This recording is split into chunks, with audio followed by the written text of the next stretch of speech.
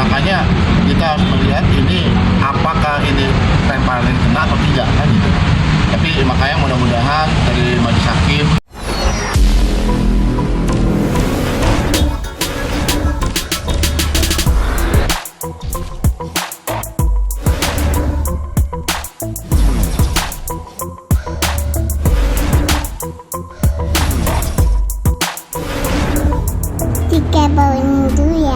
ada. Terima kasih buat rekan-rekan media semua yang masih semangat untuk meliput persidangan ini. Tadi sidang hari dalam pemeriksaan saksi yang dihadirkan oleh jaksa penuntut itu ada 2 yang hadir, 1 saksi fakta, 1 saksi korban. Dalam proses persidangan tadi kurang lebih 1 jam setengah ya. Itu ada beberapa hal yang kami apresiasi kepada korban. Yang pertama, korban sudah menerima maaf daripada terdakwa. Kemudian demikian juga terdakwa juga sudah menyampaikan maafnya persidangan. Dan tadi keterangan-keterangan mereka juga sudah diberikan secara benar dan patut. Dan kami yakini biarlah nanti majelis hakim yang mulia mempertimbangkan keterangan itu demi keadilan dan kebaikan bersama. Jelas pelaku tetap mengakui bahwa perbuatan itu tidak ada niat perencanaan, itu hanya spontanitas karena memang sebelum peristiwa itu diakui oleh saksi ada percekcokan antara korban maupun terdakwa. Bang, tapi ada beberapa keberatan dari terdakwa oleh keterangan dari saksi tersebut.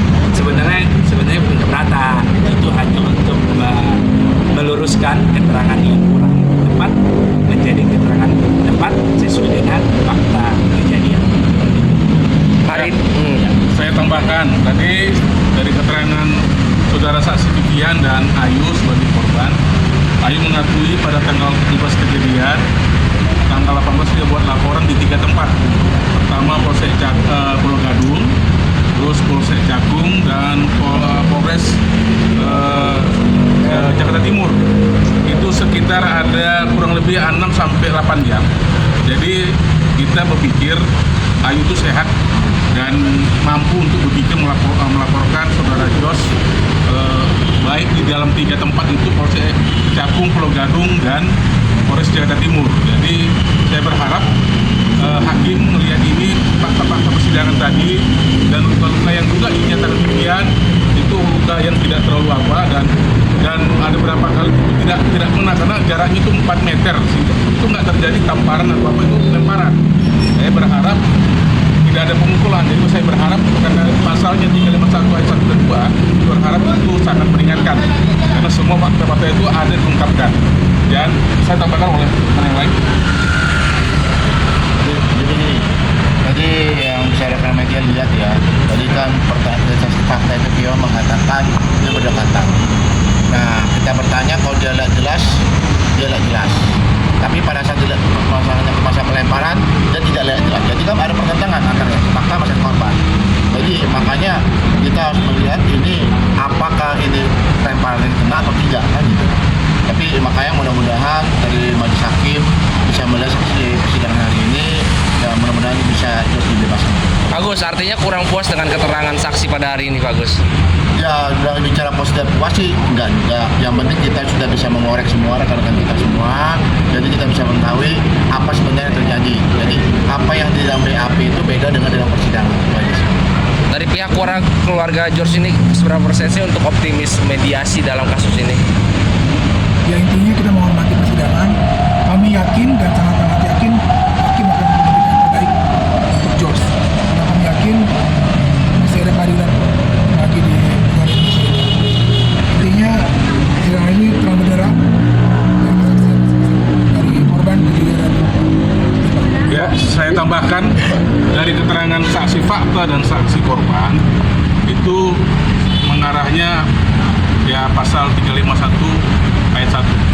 Besoklah akan penentuan dari saksi ahli dari pihak rumah sakit dan psikiater ya, dari masalah disabilitas. Jadi hari ini kita puas kok dari keterangan-keterangan saksi Ayu dan saksi fakta yang menjelaskan semua peristiwa itu, dan apalagi Ayu mengakui tanggal 18 itu dia di 3 tempat mulai jam 12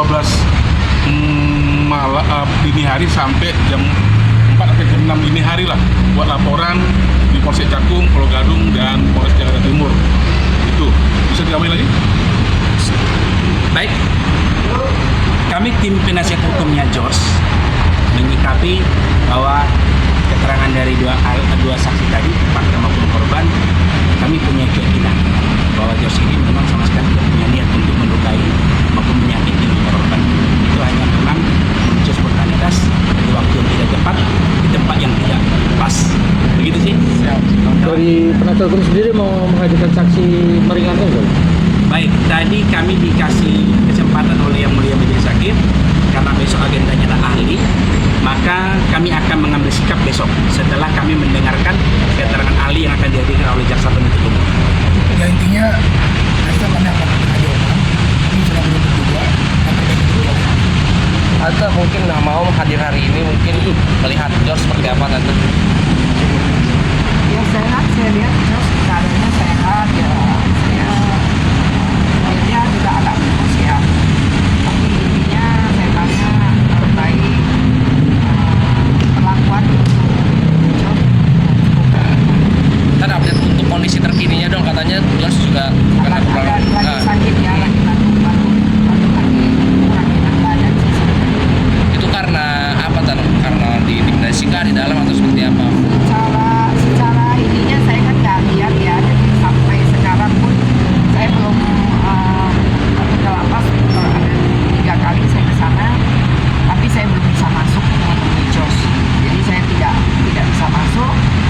Tapi saya minta tolong untuk bicara melalui HP dan benar sih Jos mungkin waktu kena batu itu saat di penampungan.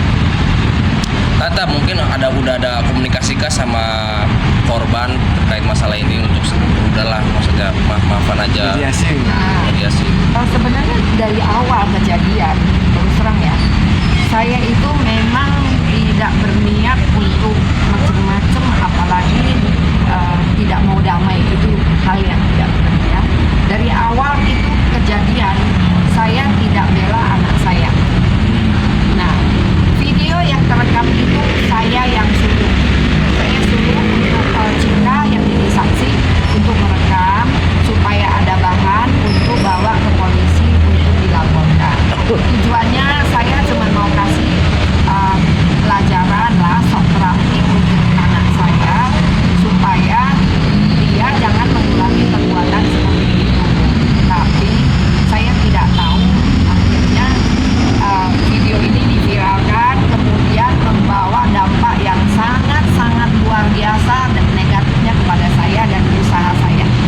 Nah, dan saya juga berusaha untuk kalau saya pernah bilang saya mau damai, tapi apa yang terjadi ketika saya mengucapkan saya mau damai, ada pihak-pihak tertentu yang mendongkleng, bahkan mengajukan nilai yang tidak sangat fantastis ya, sangat fantastis sekali, 1M. Udah itu. Jadi ada pihak-pihak tertentu, saya tidak ngomong siapa, tapi saya tahu orangnya, minta 1M. Nah, jadi saya pikir, waduh, 1M. Saya itu tukang roti loh, saya bikin roti. Jadi saya bukan orang yang wah punya harta banyak banget. Jadi kalau misalnya dari roti saya hitung, 1 biji roti misalnya 5.000, 10.000, saya mau mengumpulin keuntungan berapa persen dari itu untuk dapat 1M kasih ke Ayu. Nah dari situ karena saya tidak punya uang seperti itu, jadi saya ya sudah, saya kira nggak bisa damai.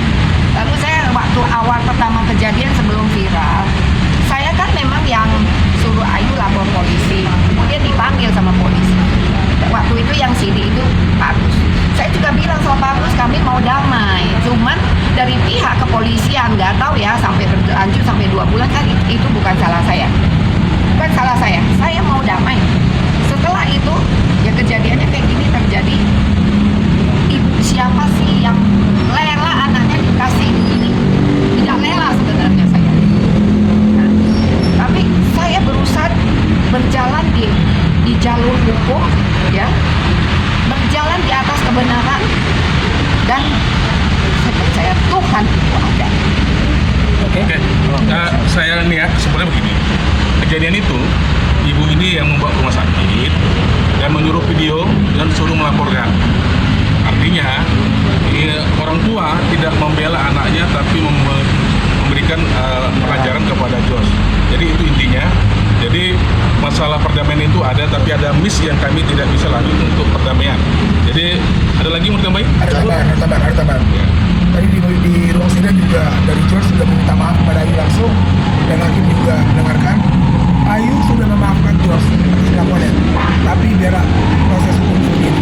Jadi intinya Ayu sudah memaafkan, ya, dengan proses berjalan dan hakim mendengarkan. Dan kami yakin pasti buat George putusannya terbaik buat George. Ya, terima kasih. Oke, terima kasih.